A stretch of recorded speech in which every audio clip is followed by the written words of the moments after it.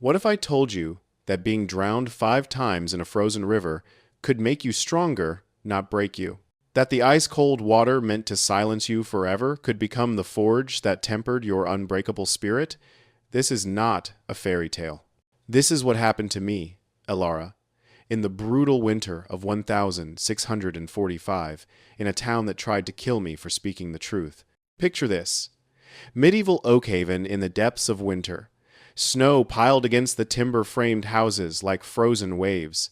The river, normally a gentle ribbon of life, had transformed into a churning mass of black water and razor-sharp ice flows. The wind howled down from the northern hills, carrying with it a cold so vicious it could stop your breath in your throat. This was the stage for my execution, or so they thought. My crime? I defended a girl. Young Mary, barely 14, accused of stealing bread by Constable Blackwood, a man whose authority was as fragile as frost on glass. I presented evidence, simple logic that unraveled his hasty judgment, but in doing so, I committed the unforgivable sin. I embarrassed a powerful man. And in Oakhaven, a woman with a sharp mind and sharper tongue was more dangerous than any thief. They called me a common scold, a troublesome woman whose voice needed to be drowned out. The punishment? The ducking stool, a medieval torture device that was supposed to wash away my defiance with shame and freezing water. But here's what they didn't understand. You can't drown fire. You can only make it burn hotter. The morning of my punishment arrived, like death itself, gray, cold, and merciless. Thick snow clouds pressed down on the town, and the wind carried tiny ice crystals that stung like hornets. Blackwood came for me at dawn, his face carved from malice and satisfaction. The iron shackles on my wrists were so cold they burned. As they marched me through the town square toward the riverbank, I saw faces I'd known my entire life twisted into masks of cruelty and cowardice. Some jeered, projecting their own fears onto me. Others looked away, their sympathy as useless as prayers whispered to deaf ears. The children stared with wide eyes. They were learning their lesson. This is what happens to women who forget their place. But I kept my head high, my gaze fixed on that skeletal wooden arm jutting over the river like a gallows designed specifically for souls. The river itself looked like something from a nightmare. Chunks of ice the size of cartwheels churned in the black water, grinding against each other with sounds like breaking bones. Steam rose from the surface where the freezing air met the slightly warmer water, creating ghostly curtains that danced in the wind. This wasn't a place of baptism. This was a mouth waiting to swallow me whole. They strapped me into the chair old wood, splintered and stained with God knows what from previous victims. The wet ropes bit into my wrists and ankles. Iron bands clamped across my chest, squeezing out my breath. I sat there, facing the crowd that had gathered like vultures, their faces flushed with cold and something darker, the perverse excitement of watching someone suffer. Blackwood positioned himself by the lever, his hand resting on the weathered wood like an executioner's hand on an axe. He looked at me with that triumphant smirk, waiting for me to beg, waiting for tears, waiting for me to break before the water ever touched me. But I gave him nothing except my steady gaze. If I was going to die today, I would die as Elara, not as some broken thing he could point to as an example. What happened next changed everything, but you need to understand the first plunge to understand why I'm still here to tell you this story. The lever creaked, the chair tilted, and the world exploded into liquid chaos. The first plunge was beyond anything I could have imagined. The cold didn't just bite, it devoured. It was 1,000 knives stabbing every inch of my skin simultaneously. My lungs seized, every muscle convulsed. The shock was so complete, so absolute, that for a moment I forgot I was even human. I was just pain, just cold, just the desperate animal need for air. The water was a living thing, dark, churning, filled with chunks of ice that battered against my submerged body. I thrashed against my bonds, panic overwhelming every rational thought. My vision tunneled into darkness. My chest burned with the need to breathe. Just as I thought my lungs would explode, the chair wrenched upward and I burst back into the air, gasping, choking, shaking so violently I thought my bones would shatter. The crowd's collective gasp, part horror, part entertainment, reached my ears through the roaring in my head. Blackwood's voice boomed across the water. Have you learned your lesson, woman? Will you hold your wicked tongue? I couldn't answer. I could only cough up river water that tasted of mud and death. My soaked clothes were already freezing, forming a shell of ice around my body that crackled when I moved. Icicles were forming in my hair. My fingers had gone from painful to numb. But something else was happening too. Something Blackwood couldn't see. He didn't wait for my reply. The lever groaned again. Down I went. The second plunge was different. The shock was still there, brutal, absolute, but this time, something shifted in that suffocating underwater silence. The panic was there, yes, a frantic bird beating against my ribs, but beneath it, a new feeling emerged, a strange, defiant clarity. Down there, the crowd's jeers were drowned out. Blackwood's taunts were silenced. I was utterly alone. And in that aloneness, I heard something. The fierce, powerful drumbeat of my own heart. Not the frightened flutter of a dying woman, but the steady, defiant pulse of someone who refused to quit.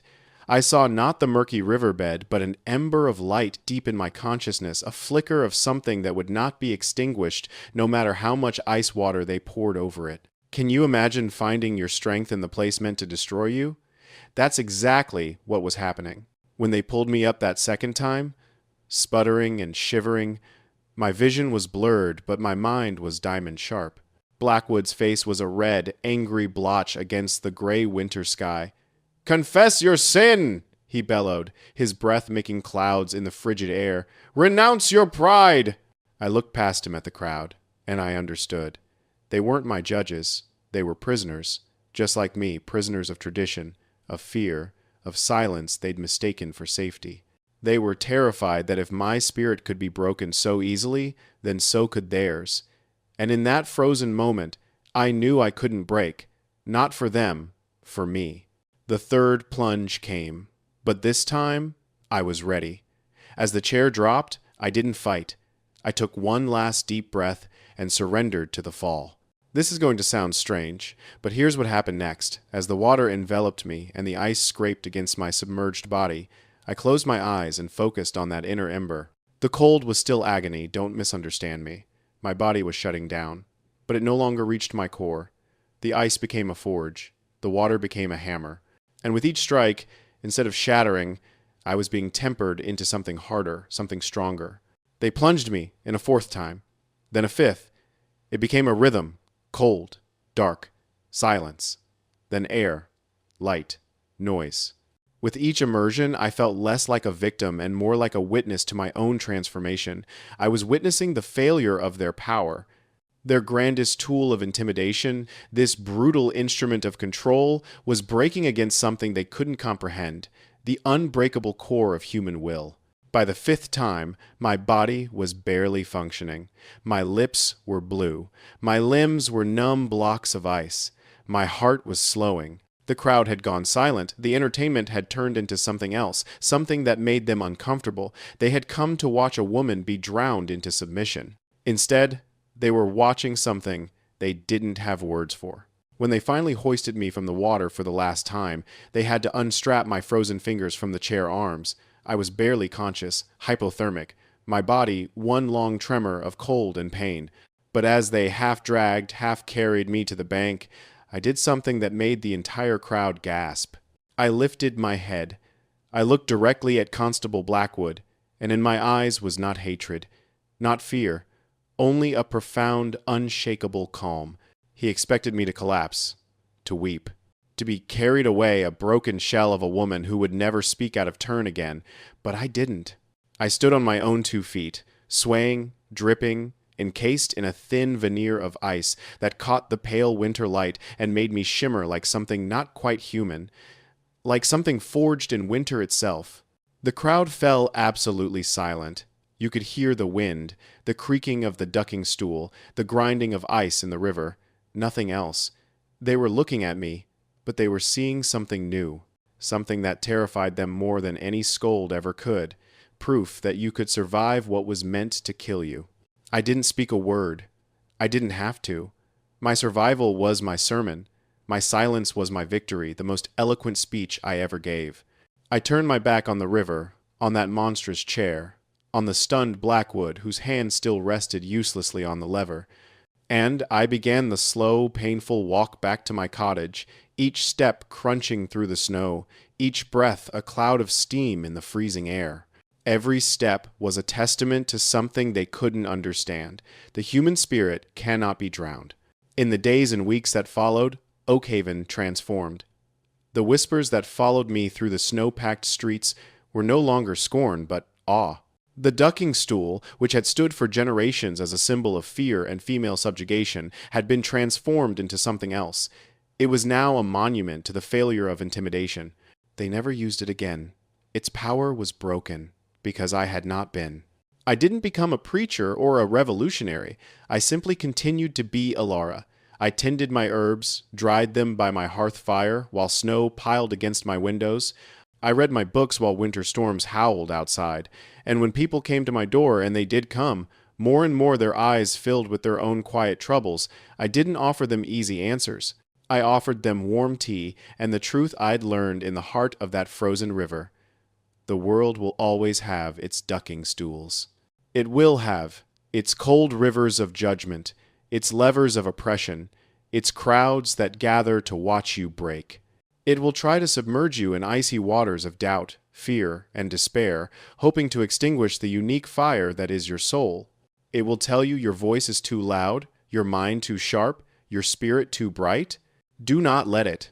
When you find yourself strapped into that chair, and you will, in one form or another, when the world tilts and you're plunged into darkness, here's what you do. Don't fight the water. Don't curse the cold. Instead, listen. Listen past the roar for the steady, defiant beat of your own heart. Look past the darkness for that inextinguishable ember of light burning within you. Let the cold burn away your fear. Let the pressure forge your resolve. Let the silence teach you your own name. Survive the plunge. And when you rise, gasping, into the air, you will not be weaker. You will be tempered. You will be transformed. You will be stronger.